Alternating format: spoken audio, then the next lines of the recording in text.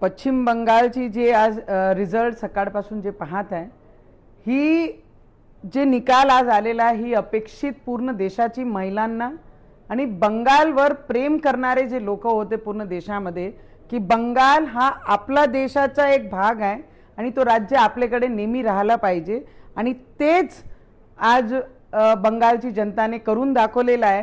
हां, लोक म्हणतात भारतीय जनता पार्टीची खूप मोठी जीत आहे कि एवढे वर्षानंतर ममता बनर्जी का खेला खत्म हो बे और ये खेला खत्म कर दिया बंगाल के लोगों ने। आणि याच पद्धतीने मी मनापासून आमचे देशाचे प्रधानमंत्री मोदीजींचे अभिनंदन करन। लोक म्हणतात मोदी है तो मुमकिन है आणि त्याच पद्धतीने आमचे देशाचे गृहमंत्री ज्यांनी एक स्ट्रॅटेजी बनवली आणि स्ट्रॅटेजी अनुसार त्यांनी इथे काम केला आणि त्याचा निकाल आज जनतानी पूर्ण देशाने पाहिलेला आहे। ममता बॅनर्जीचा अहंकार तुटला।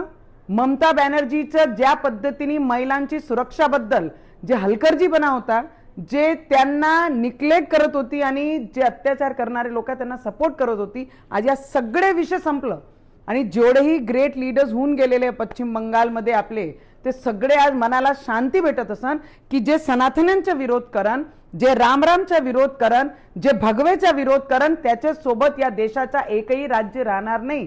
आणि ते वेस्ट बेंगॉलमध्ये आज सगळ्यांनी डोळ्यांनी पाहिलेलं आहे। तो ममता बनर्जी तुम्हारा खेला खत्म हो गया, खेला होबे नहीं खेला खत्म हो गया। तो लोग बनते हैं कि ये अपनी जीत है।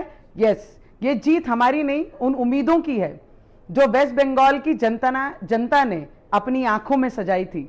तो उस जनता को, त्या सगळी महिलांना, ते युवकांना ज्यांना वाटते की आमचा वेस्ट बेंगॉल बांगलादेशी घुसपेटी आहे, हे बंद झाले पाहिजे। वेस्ट बेंगॉलची महिलांना सुरक्षा भेटली पाहिजे। वेस्ट बेंगॉलचे मजदूरांना मजदूरी भेटली पाहिजे, कामं भेटले पाहिजे, ग्रोथ झाली पाहिजे। या सगळे वेस्ट बेंगॉलची जनताला मनापासून मी अभिनंदन करीन। मोदी जी हैं तो मुमकिन है।